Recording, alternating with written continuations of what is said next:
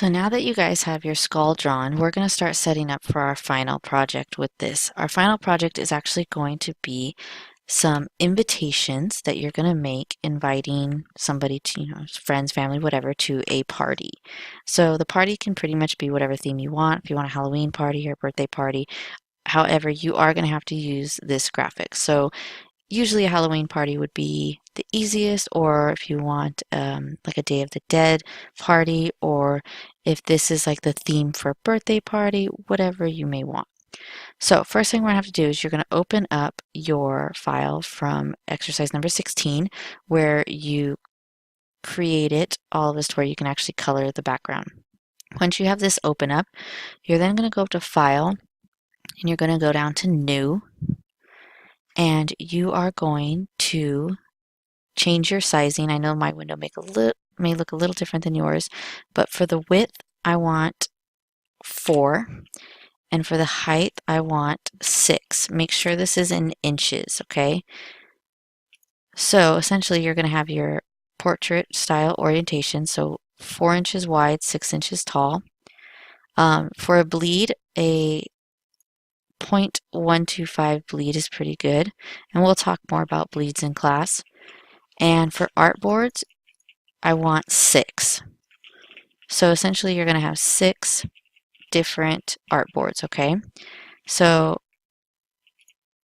go ahead, see my K coloring's good. So once you have 4 inches wide, 6 inches tall, 6 artboards, you're going to click Create. It's going to create your 6 artboards here, 2 on each side. What we're going to end up doing is you are going to create 3 different versions of your invitation. Fronts on the left, backs on the right, okay? So it's really up to you how these get designed. What you're going to have to do now that you have this open, you're going to go back to your drawing. So I'm just clicking on my tabs here because this is how it opens in default. You're going to select your skull, do Control C to copy, go back to your invitations, Control V to paste. Now if you notice it's kind of large, and that's perfectly fine. You're going to hold down the Shift key and you are going to scale this down to a fairly reasonable size. We want it to take up probably most of the card here. Now how you actually can center this to where it is centered in the middle of this artboard, you're going to select it and you'll notice your align tools come up here. But if we change this one to align to selection to align to artboard, we can actually center it. Now if you notice when I centered it, all these little parts centered as well, and that's because they are not grouped. So the first thing you're going to want to do before you center things is right click and go group, then make sure align to artboard, center with a horizontal center and vertical center. So this made it towards in the center of the artboard. Now I'm going to click on my object again, right click and go to ungroup. So now I can actually color. I'm actually going to make 3 copies of this. Now in order to center this again, you're going to want to right click, group, right click, group, right click, group. If you select them, click center to artboard. Oop, now you notice some things did not get grouped. That's a good way of telling.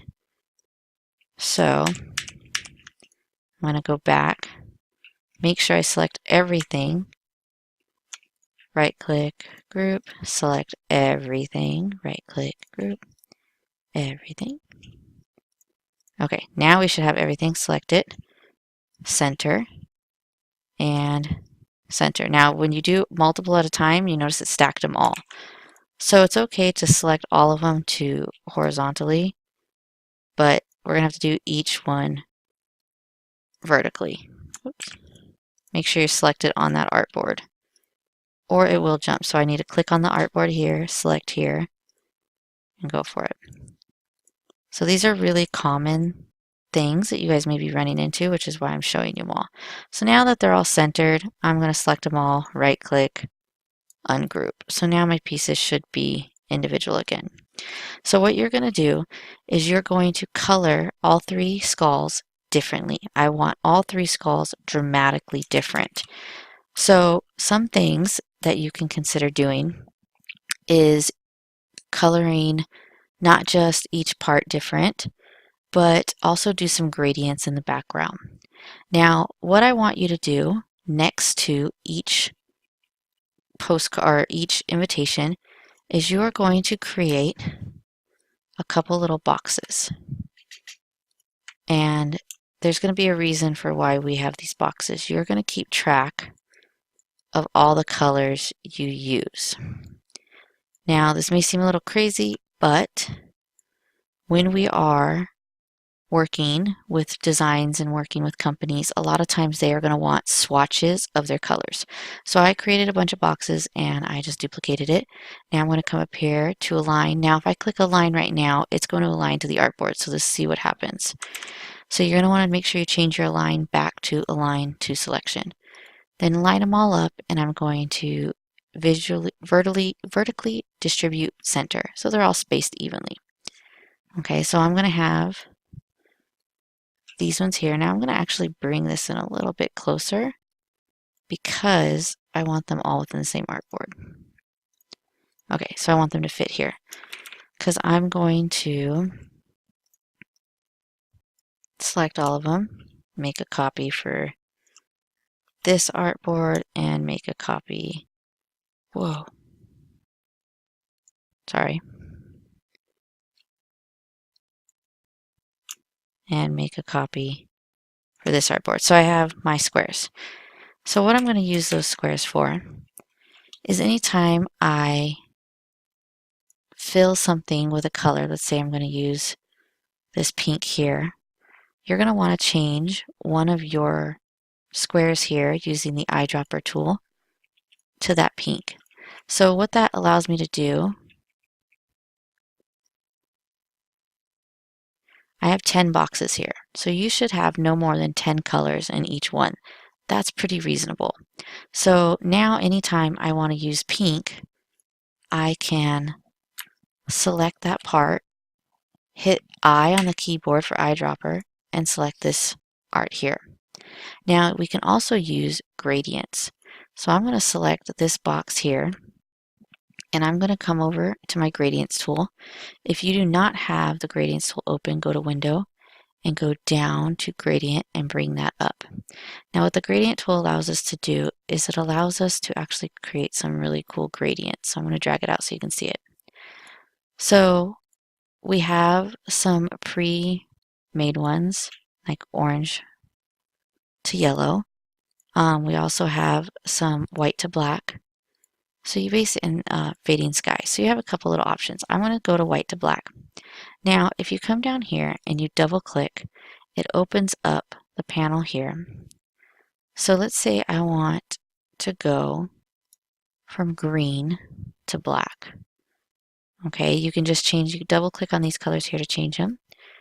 If I want it to be more black, less black, you can kind of change things. If I want it to not be such a dark black, I can come in here and lower it towards more of a gray. You can also add multiple colors or come in and delete some of those crazy extras.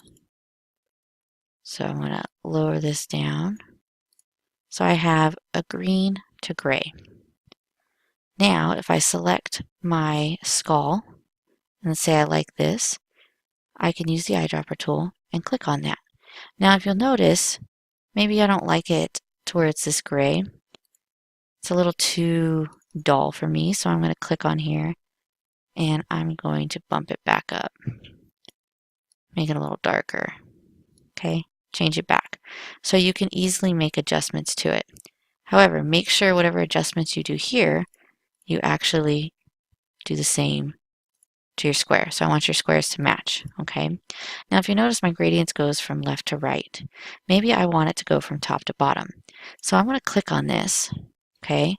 And then I'm going to click on the gradients tool over here. You can also use G as your shortcut. Now this line here, it's showing you the line of the gradients. So if I hover on it, it shows me where the green is and I can actually drag that out It shows me where the black starts, and I can bring that over. Okay, so you can get pretty creative with it. So it allows you to do quite a bit, and you can do the same thing here. Now, another thing you could do, I'm going to click on the top of my skull. I'm going to hold down Shift so I have a nice straight line, and I'm going to go down like that. Now I change the direction of my gradients. Now for my swatch here, I don't need to change the direction of the gradients here because it's still the same gradients. It's just the same colors are the same. It's just the directions changed, and that's fine. So now I have this kind of cool green to this dark black here. I can actually do the same thing for the lower part of the jaw. I'm going to click on the lower part of the jaw, click the eye tool, which is the eyedropper, click on my gradients. Now you'll see it did the same thing. I'm going to select G, or the gradients tool on the left, and I'm going to go from the bottom, holding down Shift to make a nice straight line, up to the top. Now if you'll notice, that kind of gives me this nice dark jaw joint here and nice light green. So then I'm going to go through and I'm going to change all of these colors here. And as I do that, I'm going to create my swatches. So I'm going to pause real quick and show you guys what it looks like when it's done. Okay, so I'm not 100% finished. I didn't fill in every little speck, but you can kind of get the general idea. So you're going to color yours, make them look as cool as possible. Now I know like the teeth, I made them super colorful, but it may not go with this style. So I want you guys to kind of just click around, experiment, color in all these little dots here. We have all these little dots. So you're going to color everything in. Put your color swatches on the left-hand side. If you make gradients, that's awesome. Do those there.